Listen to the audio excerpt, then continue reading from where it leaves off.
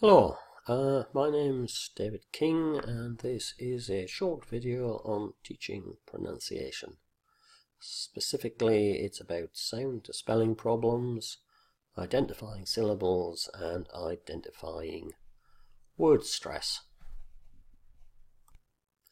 When we teach new words, we deal with meaning, pronunciation and form. When we are dealing with pronunciation, it can be confusing because we deal with it twice. Firstly, by using pronunciation drilling, usually choral drilling, followed by individual drilling and correction, if appropriate. And then, when we are writing up the target language on the board, as well as the word class, we need to mark the pronunciation features. And this is what we will specifically be looking at today. Here are three examples of words which are quite difficult for students to pronounce. For us they appear simple. However, if you look at these words, this one, and this one, and if you stop the video and think about why they would be difficult for students to pronounce. Here we are. So these are, well, the answers if you wish. So walk, quite an easy one to understand. The sound doesn't appear. It's not there at all. Similarly with the sound in work, there's no sound there. That may be a bit more difficult to hear.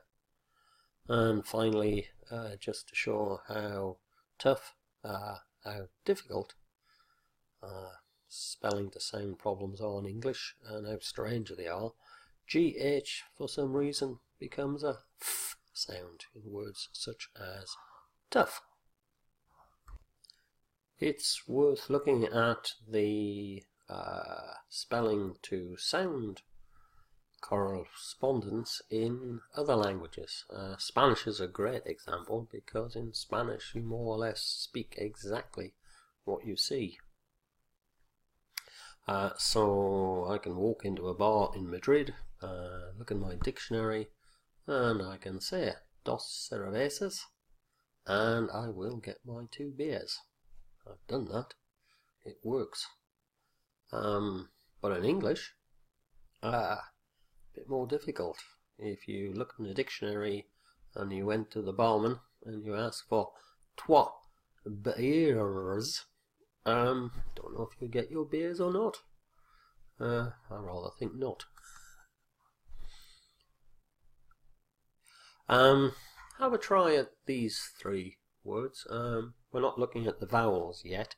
They're a bit more difficult. So have a look at these 3 words: accommodation, certificate, daughter, and think about what possible difficulties students might have with the pronunciation of the consonants.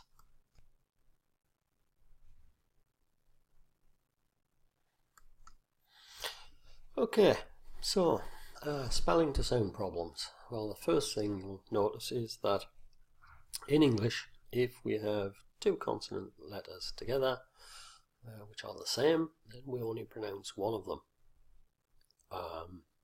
And also you could see complete change in sounds. What looks like a letter T is not pronounced T, but comes out as sh in accommodation. The letter C has 2 different pronunciations in English. Sometimes S, sometimes K. I'm told that there are complicated rules that explain this. However, when I've looked at them, they are far too complicated for students. Better if they just learn them by learning the words. One of my favourite words, daughter. So G, not pronounced. H, not pronounced. And the letter R is in brackets. That's because it's pronounced sometimes, but sometimes not.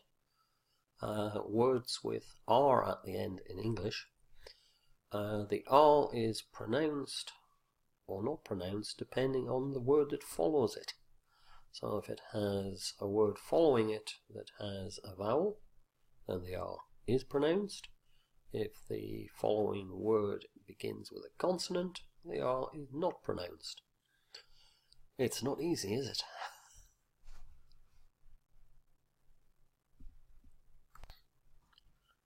Okay, so after dealing with the spelling to sound problems, we can move on to something much simpler, which is the syllables in the target language. Everyone in the world, all the students I've met, seem to understand the concept of syllables. So if you have a look at these words, accommodation, vegetables, certificate, I'd like you to write them down and then underline the syllables in each word. Stop the video, try these examples.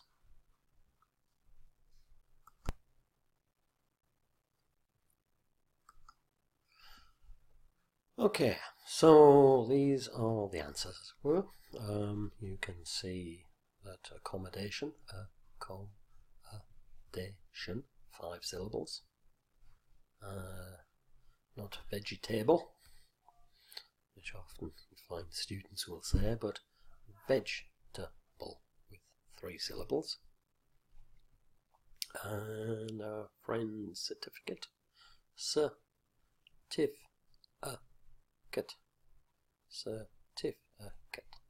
4 syllables. Why do we show syllables? Useful skill to teach students because there be more or fewer syllables than the learners expect, as there was in vegetable, not vegetable. It may help to explain to students which syllable has not been pronounced correctly, which is often the case. You can use your fingers to show syllables and then highlight the one that is the problem. And it helps with the next pronunciation skill, which is very important, of identifying the stressed syllable in a word.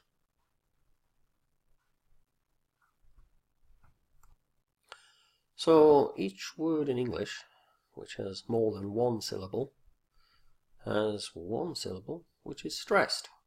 So 1 syllable words do not have word stress. Here's the examples. Accommodation, vegetable, certificate.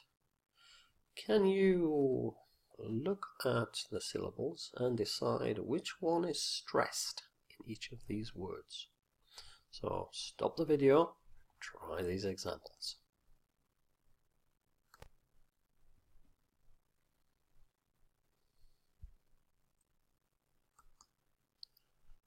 So these are the answers. So accommodation, and you can see that I've got this little box here. This shows where the word stress is. Vegetable,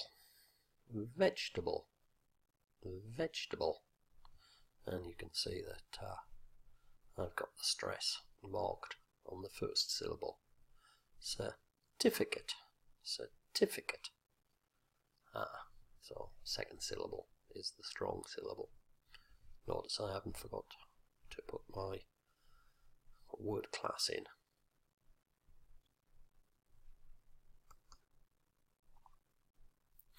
Now some languages have fixed stress, and for say Italians and Spanish speakers, they are dealing with English where the stress could be on any syllable, and with Spanish and Italian it's the second last syllable which always carries the stress.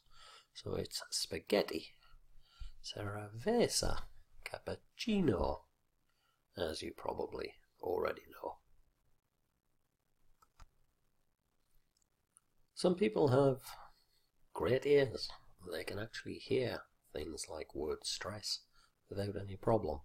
I remember when I was first learning how to do this, and it was not easy for me. So it may be helpful, one, to use some exaggeration of the word stress. So accommodation, or vegetables, and something else which helps a lot is hand gestures or some physical movement that may help the learners identify where the stress is. Another problem that you need to be aware of is that in different books word stress is marked in different ways. So always check at the front or back of the book or wherever the information is on how they are actually marking the stress.